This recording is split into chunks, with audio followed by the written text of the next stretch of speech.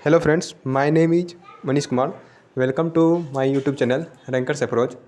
मैंने RRB NTPC typing test में participate किया था, जो कि 12 अगस्त को हुई थी। मेरा जो सेंटर दिया गया था भागलपुर दिया गया था, जो कि मेरा होम टाउन में है। होम टाउन तो मेरा मुंगेर है, लेकिन बगल में ही भागलपुर है, तो वहाँ पर दिया गया सेंटर। तो मैं वहाँ सेंटर पहुँचा, लेकिन हम सबका जो एंट्री हुआ था वो फर्स्ट शिफ्ट में कुछ गड़बड़ी होने के कारण, जिसको बाद में कैंसिल कर दिया गया है। तो मतलब फिर से लिया जाएगा उसका टाइपिंग, शेड्यूल कर दिया गया है। तो उसमें थोड़ा लेट हुआ था, थोड़ा परेशानी का सामना करना पड़ा सभी लोगों को, जिसका कि सेकंड शिफ्ट में था।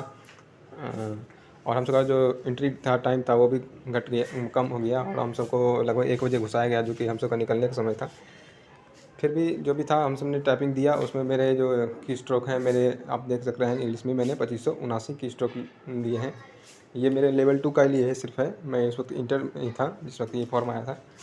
तो ठीक ठाक रहा। इसका जो मैटर था वो किसी जो है वो जो था आपका स्वास्थ्य में था, मतलब कि बायोलॉजी को कह सकते हैं, या अपने खान पान पे दे रहा था, विटामिन और कैलोरी ये सब के बारे में दिया गया था, योगा करने के लिए बता रहा था। तो मैटर कुछ खास नहीं था, इजी ना ज़्यादा इजी भी नहीं था, टफ नहीं था, ठीक ठाक था मैटर। और इसमें मैंने 5 मिनट में शायद पहला पूरा किया था। उसका कीबोर्ड थोड़ा हार्ड था, इसलिए मैंने बाद में स्पीड घटा दिया जिससे कम गलती हो। 5% से कम ही गलती होंगे मेरे, आई एक्सपेक्ट।